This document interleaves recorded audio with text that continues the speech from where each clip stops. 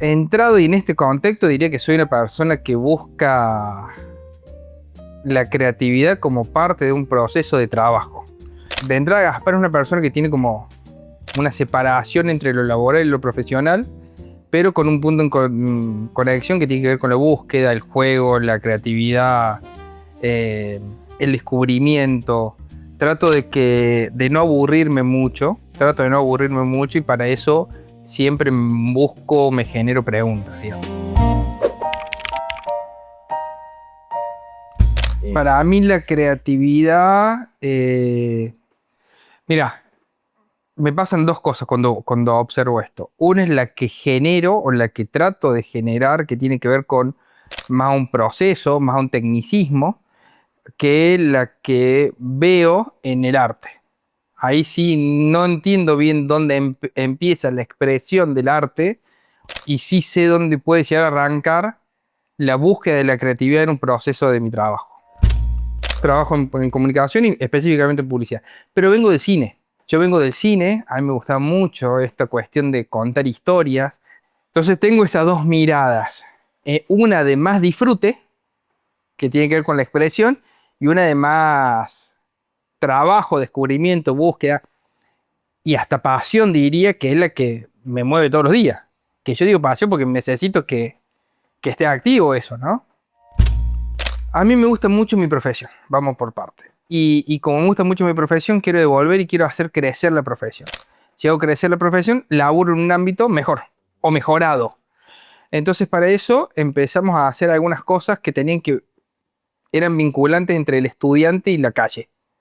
Que yo veía un abismo. Y yo fui docente muchos años en distintas instituciones y veía un abismo entre la teoría y después lo que pasaba en la agencia, que era otra cosa. O sea, me servía esta base, pero había un abismo. Quisimos cumplimentar ese abismo, llenarlo de contenido. Hicimos una escuela de creatividad donde teníamos mucha gente del arte dando creatividad y mucha gente del palo publicitario dando, diría, el tecnicismo. Una escuela de creatividad con esa búsqueda de generar preguntas y encontrar respuestas en las corrientes crea creativas como más genuinas. No es porque lo publicitario no sea genuino, ¿no? Sino porque más genuino porque ahí hay ese chispazo que por ahí nace sin incluso un porqué. Que en la publicidad sí o sí existe el porqué, ¿no? O tiene que existir, digamos, no empiezo a laburar por nada. Es casi on demand. Cambio en el otro no, por eso hablo de esa diferencia. Lo expresivo del arte me parece que tiene una idea del creador de poder expresarse. ¿Bien? O sea, el creador quiere expresarse. En esa expresión que quiere el artista, lo hace casi por sí. O sea, es por sí mismo que quiere contar un sentimiento, una emoción, lo que siente, una manifestación, una contracultura, o sea, quiere demostrar algo.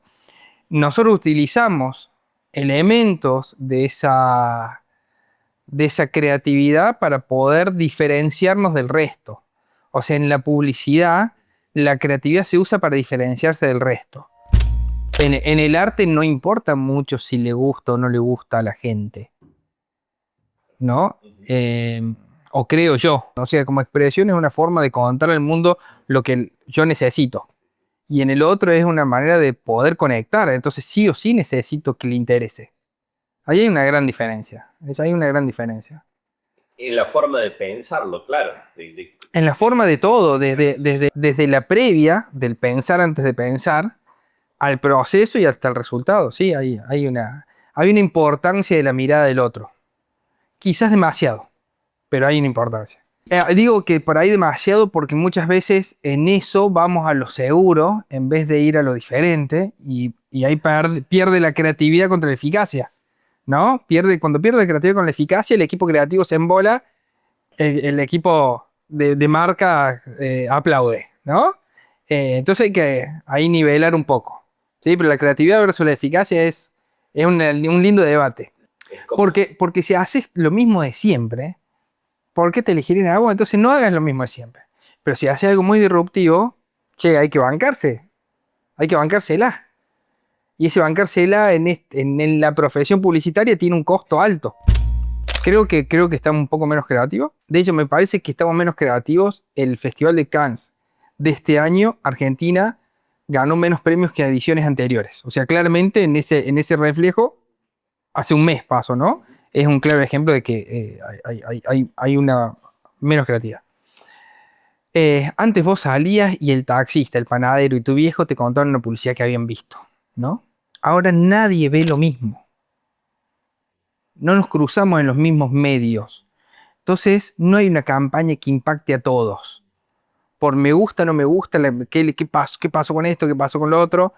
No hay una marca que esté para todas las audiencias. Entonces eso se fue microsegmentando. Creo que perdimos esto de la comunidad viendo algo. Entonces ya no charlamos de lo mismo. En algún momento esa charla se daba y los medios masivos reflejaban ciertos parámetros. Bueno, la publicidad es un reflejo de la sociedad y en ese momento se reflejaba por ahí en la conversación que se daba. Y también hay una realidad que, y esto es una percepción mía, que muchos de los creativos de ese momento, que fueron grandes creativos, gente que se animaba a pensar diferente y que las marcas se aprobaban a aprobar, Sí, sí. se bancaban a probar diferente, empezaron a irse al exterior. En casi todas las agencias grandes de red del mundo hay gente copada de Argentina laburando. Hay un punto de conexión que yo creo que es el punto, que es el concepto. El concepto de qué es el qué quiero decir, que lo tiene el artista, y sí o sí lo tiene que tener la publicidad. Sí o sí. Si no hay concepto, no arranquemos a laburar. Porque se diluyen tantas cosas que alguien puede decir. Ningún artista que sí pasa en una agencia dice, Claro. hoy vamos a trabajar sobre el dolor. No, está claro, está claro, está claro, está claro. En la corriente no, en la publicidad ese concepto lo tenemos que buscar para poder enfocar todos los elementos de comunicación y todas las oportunidades que tenemos de conectar con ese público y para decirle una cosa. Las marcas van a querer decir mil cosas, digamos una importante, digamos una atractiva, digamos una que sea realmente se diferencie, lo digamos de una manera diferente. Lo primero es trabajar desde la observación, ¿no? Hay una búsqueda concreta de encontrar verdades absolutas en el público. La verdad absoluta son cosas que ese público confía plenamente. Es decir, no sé, pongo un ejemplo que está dicho mil veces, ¿no? La gente que toma bondi, se sale a tomar el colectivo para irse a laburar, todo. No viene, no viene, no viene. Se prende un pucho y viene el bondi. Esa observación es una verdad absoluta. ¿Qué es una verdad absoluta? No ocurre así. No ocurre que cada vez que alguien se prenda un pucho viene el bondi. ¿No? Sería una cuestión de magia. Pero cualquiera que se toma bondi sabe que eso es verdad. ¿Bien? Si encuentro esas observaciones y esa verdad absoluta, el público dice, che, este me conoce. Este vivió lo mismo que yo. Este está acá conmigo. Y a partir de ahí tengo una cuestión de esa observación o de ese microanálisis, tengo un punto de conexión, porque yo estoy ahí. Seinfeld tenía mucho de observación, ¿viste? O sea, había mucho de cosas de nada, pero que eran reales, o sea, nadie pasaban. Entonces, mirar mucho al público, entenderlos, eso es parte de una observación, es parte de un trabajo y podemos empezar a charlar muchísimo en parte del proceso creativo, a ver qué está pensando o qué está diciendo, por qué está ese público hablando de eso. Después hay mil técnicas, tenemos 2 o 3 técnicas también que por ahí como equipo pueden funcionar, que es llevarlo a un extremo, llevarlo, digamos, no sé, tengo que vender un martillo, bueno, si no es un martillo, me sirve el algodón, vamos al extremo, ¿no? A lo opuesto, me sirve el algodón para clavar, ¿cómo clavaría un martillo? Empezar a jugar, y es jugar, y jugar, y jugar, y exagerarlo, y minimizarlo, invertirlo, y darle personalidad, y nada, jugar, jugar, jugar, jugar, mucha búsqueda, una no limitante en el otro, o sea, el otro puede hacer una pelotudez que a lo mejor no es una pelotudez, sino que me dispara algo para que eso vaya cambiando, porque la idea es decir de entrada lo que sabemos que va a funcionar para correrlo y empezar a partir de ahí buscar, pues si no, vamos a decir lo mismo. Entonces, como parte del proceso, tiene que ver con en lo personal, esta observación, este juego, estos elementos de exageración, parodia, continuidad, ¿qué pasaría? Sí, o sea, como, parece medio hasta sonso, te diría, ¿no? O mapas mentales, bueno, si esto va acá, si esto va acá, si esto va acá, che, acá tengo algo, ¿no? Acá tengo una palabra que me gusta para transmitir esto. Eh, y después, y vuelvo a casi a la media hora que estábamos charlando, después es unir dos cosas, tres cosas, cuatro cosas que estén buenas. Por eso interesa mucho el arte en la creatividad, porque muchas de las sensaciones que yo quiero transmitir se han dicho, o están dichas, o están expuestas. Entonces, ¿cómo dijo alguien qué? ¿Cómo lo contó? ¿Qué me sirve de referencia a eso? Entonces, si mezclo dos informaciones que tengo en la cabeza, por lo cual está bueno consumir mucho, que me sirven, a lo mejor me sirve el arte pop con Silvio Soldán de personaje para poder contar algo. Entonces tengo dos, o sea, cultura útil, cultura inútil, unidas en algo que me sirve. Muchas veces la primera idea es muy buena y es superior a otra, pero generalmente en ese proceso tan casi lineal, se llega a algo que ya lo vieron, que ya lo vimos, que ya lo hicimos. Cuando digo ya lo hicimos, ya está hecho, eso hoy. Entonces, muchas veces eso ocurre y funciona, y si lo pone en pantalla funciona bien, pero el equipo creativo tiene que buscar otra cosa. O sea, el creativo busca algo más. Entonces, de hecho, mi recomendación es escribirlo, guionalo, decilo, hacelo y guardalo. Y vamos por más. Claro, claro. Sácalo, sácalo. Sácalo porque si no, nos deja pensar en la siguiente, y en la siguiente, en la siguiente. Y en este proceso, vuelvo, a mí me interesa sacar esa primera idea, que digo, puede ser muy buena, ¿eh? Y más si alguien tiene un ejercicio permanentemente de conceptualizar, buscar, entender el público, sacarla para hacer otra. Che, ¿esta es la mejor? Vuelva. Vuelva, está hermoso, vení, avancemos. Porque acá pasan dos cosas también. Tengo tiempos. O sea, si no tengo una idea mejor, sale esta porque tengo que mandar, porque se imprime el diario, digamos, y porque hay plazos en campaña. Entonces, yo puedo laburar la mejor hasta un deadline que vamos con la que tenemos. Pero me di cuenta de eso, entonces me parecía interesante, ¿no?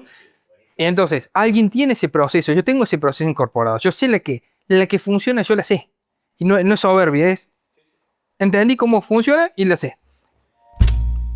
Cuando tengo momentos de procesos creativos, es decir, cuando tengo que pensar en algo, no me quedo frente a la compu, o sea, la compu me da brillo, o sea, no está ahí. Entonces lo primero que hago es salir a caminar. Dependiendo si estoy con alguien del equipo que tiene que caminar o tiene que pensar conmigo, le digo, vamos. Y salimos a caminar por el barrio y charlar.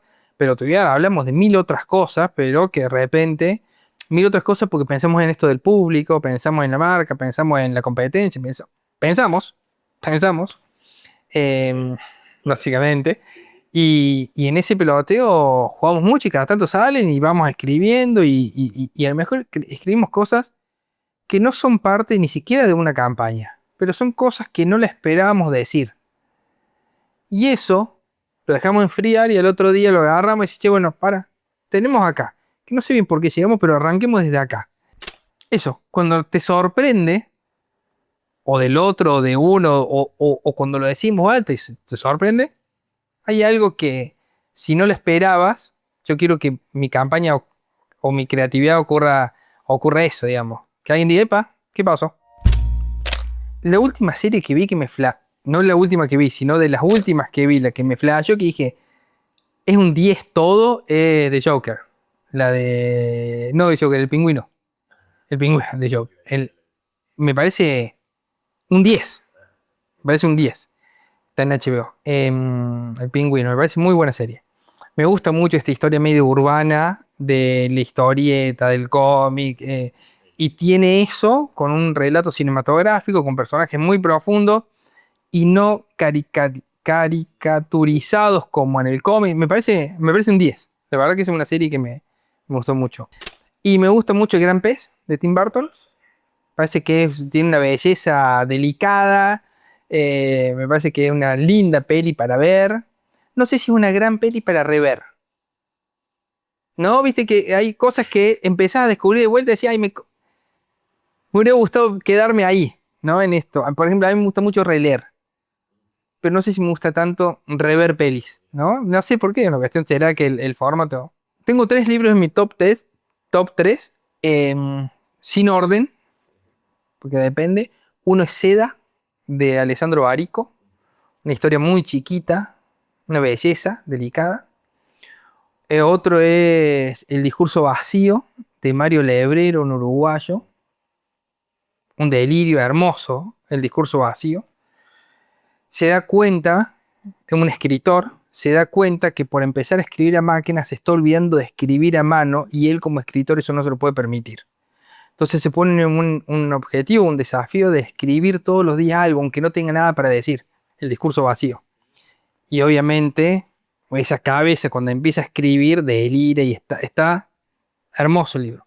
De hecho ese es como el primer libro, después tiene uno que se llama La novela luminosa, le dan un premio por su obra y con ese premio él se dedica a hacer ocio mientras escribe la obra. O sea, está buenísimo el discurso vacío. Y después también uno que me pareció alucinante es Las malas, de Camila Sosa Villar. Leí varias cosas de ella, pero como ese no hay, me parece alucinante ese libro. Ese libro, esa historia, la forma de contarlo, los personajes. O sea, ahí tenés 3 muy distintos y que me parece que están muy bien. Es que yo creo que esa nostalgia tiene que ver con la posibilidad que nos dimos de disfrutar sin saber en qué quilombo estábamos metidos. Ahora sabemos, ahora entendimos y no está tan bueno. Entonces no disfrutamos tan. Podemos disfrutar mucho más porque realmente si limpiamos todos los quilombos, en la diaria pasan cosas muy lindas.